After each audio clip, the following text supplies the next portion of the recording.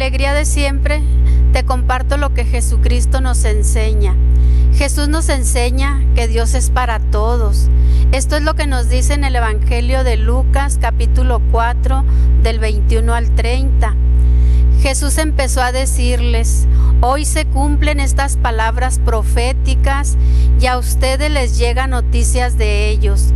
Todos lo aprobaban y se quedaban maravillados, mientras esta proclamación de la gracia de Dios salía de sus labios. Y decían: pensar que es el hijo de José. Jesús les dijo: seguramente ustedes me van a recordar el dicho: médico, cúrate a ti mismo. Realiza también aquí en tu patria lo que nos cuentan que hiciste en Cafarnaúm. Y Jesús añadió: ningún profeta es bien recibido en su patria. En verdad os digo que había muchas viudas en Israel en tiempos de Elías, cuando el cielo retuvo la lluvia durante 3 años y medio y una gran hambre asoló a todo el país. Sin embargo, Elías no fue enviado a ninguna de ellas, sino a una mujer de Sarepta en tierra de Sidón. También había muchos leprosos en Israel en tiempos del profeta Eliseo, y ninguno de ellos fue curado, sino Naamán el sirio. Todos en la sinagoga se indignaron al escuchar estas palabras. Se levantaron y lo empujaron fuera del pueblo, llevándolo hacia una barranca del cerro sobre el que está construido el pueblo, con intención de arrojarlo desde ahí. Pero Jesús pasó por en medio de ellos y siguió su camino. Palabra de Dios. Las personas que estamos en contacto con lo religioso tenemos el riesgo y en ocasiones el pecado de pretender adueñarnos de Dios. En ocasiones deseamos que solo beneficie a los nuestros, a quienes piensan como nosotros. Sin embargo, Dios está más allá de nuestra inmadurez religiosa. No se deja encajonar ni manipular por nadie. En este evangelio vemos que todos los reunidos en la sinagoga estaban maravillados de cómo les hablaba, pero lo rechazaban sus propios paisanos, y todo por ser el hijo de José, el carpintero. El proverbio que está en la boca de Jesús refleja la hostilidad que estaban teniendo en su contra la gente de su pueblo en la sinagoga. Salta inmediatamente la semejanza del proverbio: médico, cúrate a ti mismo. El contenido de este dicho está relacionado con la comparación entre Nazaret y Cafarnaúm. Deja entrever la reacción que los oyentes de Jesús tuvieron ante la proclamación que había hecho. Les gustaba oír buenas noticias para ellos, pero les molestaba que Jesús realizara cosas buenas también para otros. Les incomodaba que el año de gracia del Señor no fuera exclusivamente para ellos. Jesús les recalca: también hay otras ciudades donde tengo que anunciar la buena nueva del reino de Dios, porque a eso he sido enviado.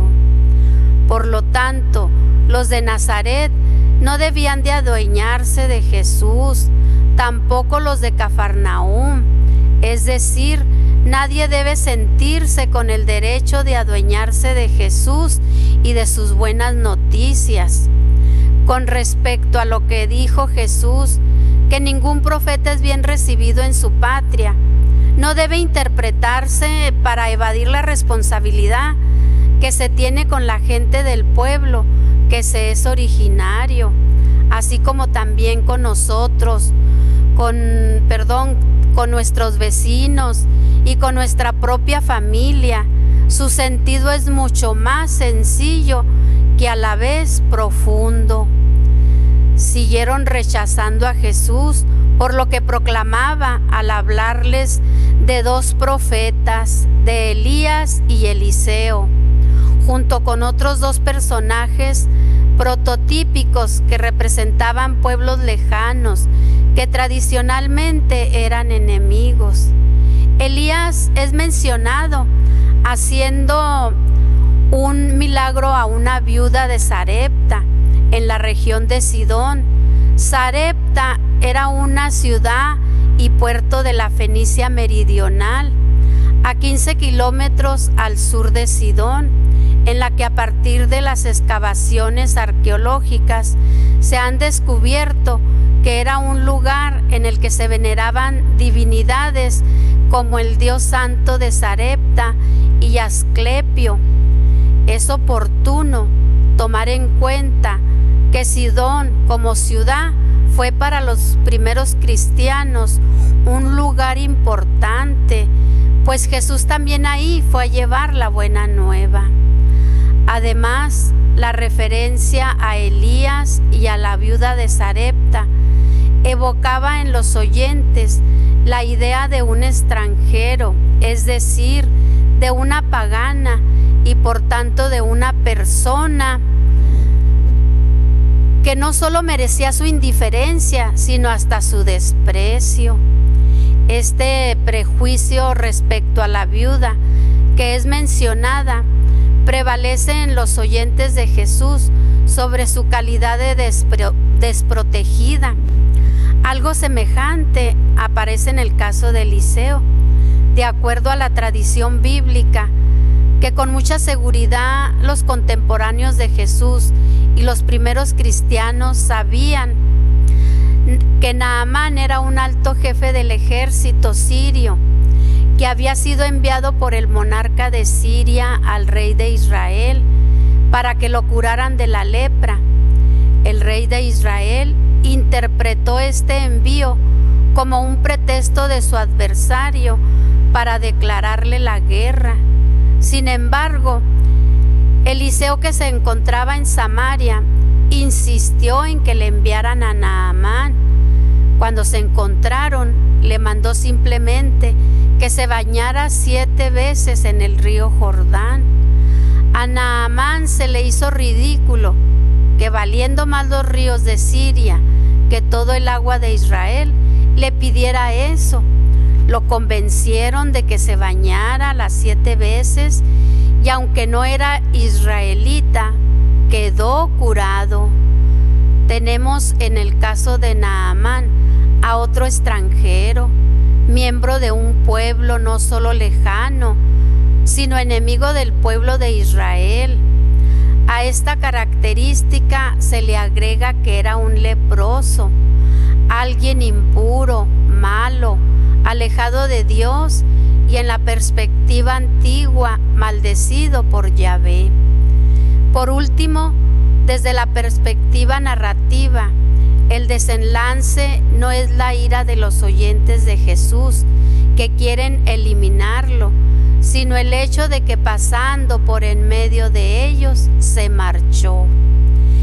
El Evangelio de San Lucas nos presenta el convencimiento de que las buenas noticias, el tiempo aceptable para el Señor, son para todos.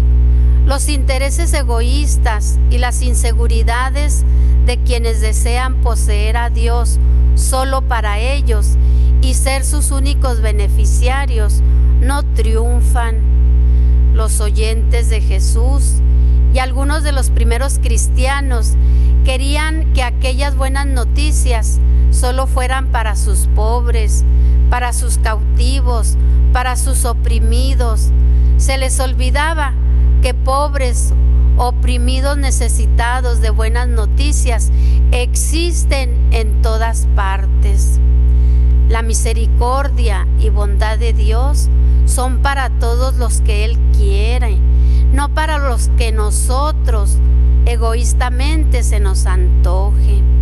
Si las necesidades no respetan fronteras, las soluciones tampoco deben tenerlas. Cuando un grupo o una persona quiere adueñarse de Dios y de sus buenas noticias, sin darse cuenta que está haciendo precisamente lo contrario, expulsándolo. La incapacidad para reconocer que Dios es para todos nos impide tenerlo en nosotros. En Israel había muchos pobres, sin embargo Elías y Eliseo fueron capaces de ver más allá de sus viudas y de sus leprosos. Estos profetas querían a su pueblo, pero era necesario darles una lección de apertura, pues es demasiado egoísmo esperar a solucionar las necesidades personales de nuestro pueblo, de nuestro país, para poder salir al encuentro de otros más e igual de necesitados que nosotros.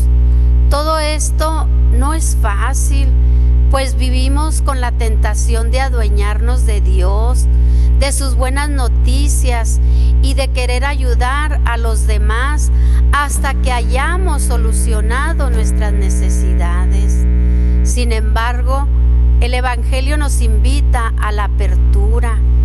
Si hemos experimentado la bondad y la misericordia de Dios, ¿por qué? ¿Por qué tener la pretensión de que solo sea para mí? ¿Acaso tenemos derecho de hacer a Dios a nuestro antojo? Si queremos que Dios permanezca con nosotros, ¿por qué no alegrarnos de que Dios se manifieste a otras personas? Entre más pretendamos adueñarnos de Dios, menos lo poseemos.